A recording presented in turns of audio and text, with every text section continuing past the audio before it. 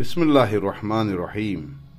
مرجع اعلیٰ جہان تشیع حضرت آیت اللہ العظمیٰ سید صادق حسین شیرازی دامت اللہ عالی کی تالیف کردہ شہرۂ آفاق کتاب علی فی القرآن، اس کتاب میں علماء اہل تسنن کے مطابق 700 آیات کو ذکر کیا گیا ہے، جن کا حقیقی مصداق وجود مبارک حضرت امیر المومنین امام علی ابن ابی طالب علیہ السلام ہیں۔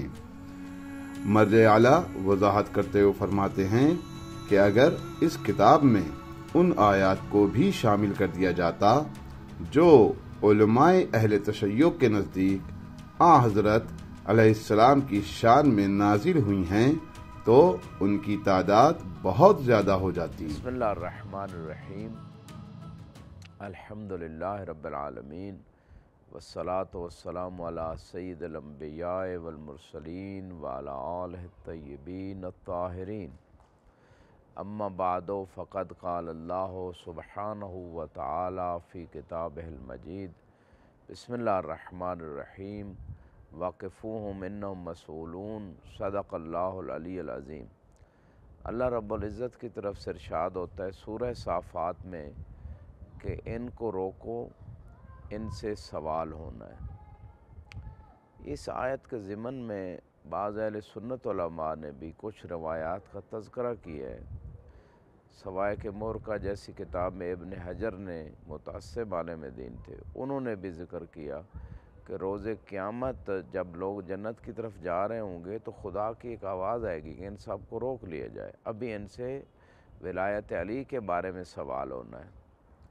تو اگر ولایت علی ہوگی تو پھر تمام اعمال بھی قبول ہیں اور جنت بھیج دیا جائے گا، اگر نہیں ہوگی تو تمام اعمال اور عقائد کو رد کر دیا جائے گا۔ اور اس حوالے سے رسول خدا صلی اللہ علیہ وآلہ وسلم کی ایک حدیث بھی موجود ہے جو امالی شیخ صدوق میں انہوں نے فرمایا، یا علی ان اللہ لا یقبل ایمان عبد حتی یقر بولایتک ویتبرأ من اعدائک۔ علی اللہ تعالیٰ کسی بندے کے ایمان کو قبول نہیں کرے گا، کوئی بھی ایمان، توحید کا ایمان، رسالت، قیامت، یہاں تک کہ آپ کی ولایت کا بندہ اقرار نہ کرے اور آپ کے دشمنوں سے بیزار نہ ہو۔ تو اس طرح بہت ساری روایات ہیں کہ ولایت اہل بیت کا سوال ہوگا، اور وہ اہل بیت میں جناب فاطمۃ الزہراء سلام اللہ علیہ شامل ہے۔ یقیناً تمام مخلوقات پہ آپ کی اطاعت فرض تھی، جیسے کہ روایات بتاتی ہیں۔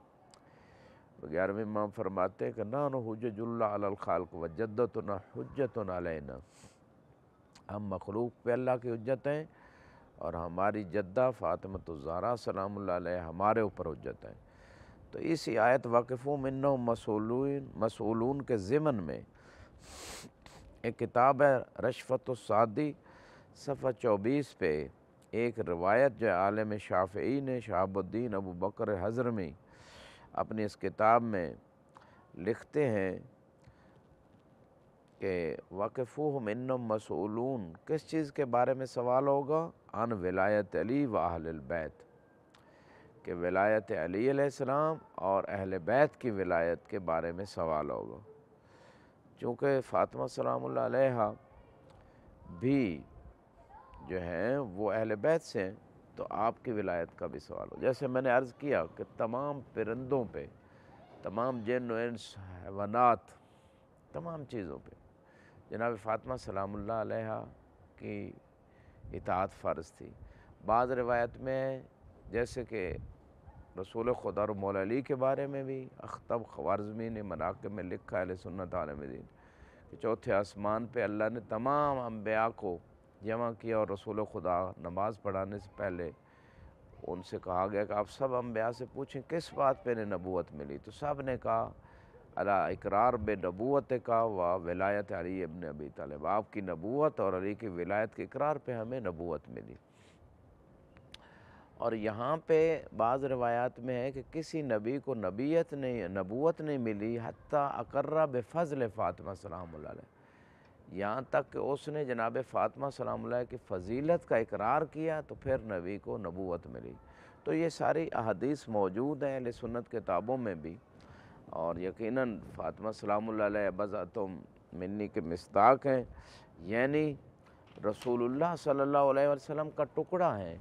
تو جو کمالات اللہ نے رسول اللہ کو عطا کی وہ کمالات فاطمہ سلام اللہ علیہ کو بھی عطا کی۔ نبوت کے علاوہ جو کچھ اور خصوصیات ہیں جو رسول اللہ کے ساتھ خاص ہے، ورنہ وہ نور ایک ہے جو 14 کا نور اللہ نے خلق کیا، جو نور کے اندر جتنے کمالات تھے وہ تمام ان ہستیوں کو نصیب ہوئے، جناب سیدہ کو بھی نصیب ہوئے۔ اسی طرح اگر ہم دنیا میں دیکھیں، شجاعت، فصاحت، بلاغت، خطابت، عفت، طہارت، عصمت، سخاوت، عبادت، تمام جو جہاد زندگی کے پہلو ہیں، تمام میں جناب فاطمۃ الزہرا جو ہیں وہ اپنے باپ کے مشابہ ہیں، اخلاق میں، کردار میں، سیرت میں، نورانیت میں۔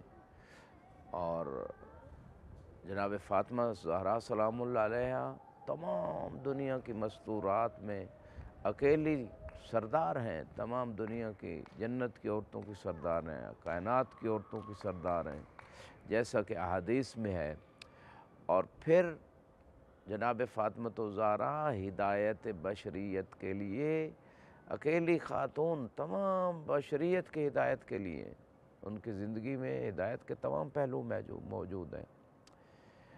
اور خصوصاً یہاں پہ مستورات کے لیے ہر پہلو اس اپنی مختصر زندگی میں بیٹی کی حیثیت سے بہترین عملی نمونہ ہے جناب سیدہ کی زندگی میں۔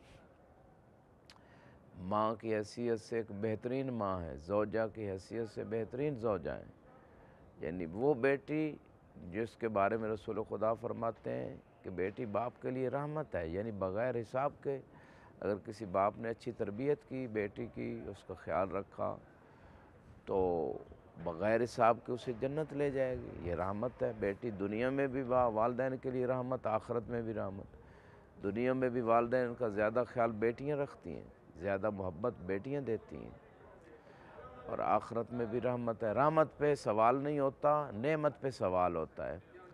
لہٰذا یہاں پہ جناب فاطمہ سلام اللہ علیہ اس باپ کے لیے رحمت مان رہی جو خود رحمت للعالمین ہے۔ اور اگر ہم زوجہ کی حیثیت سے دیکھیں تو زوجہ روایت میں ہے کہ اپنے شوہر کے نصف ایمان کو مکمل کرتی ہے، اور جناب سیدہ اس علی کی زوجہ ہیں جو خود کل ایمان ہے۔ اور اگر ماں کی حیثیت دیکھیں تو حدیث میں ہے الجنت تحت اقدام الامہات، کہ جنت ماؤں کے قدموں کے نیچے ہے۔ اور جناب فاطمہ سلام اللہ علیہ وہ ماں ہے کہ جن کے بیٹے سیدہ شباب اہل الجنت کے مصداق ہیں، جنت کے جوانوں کے سردار ہیں۔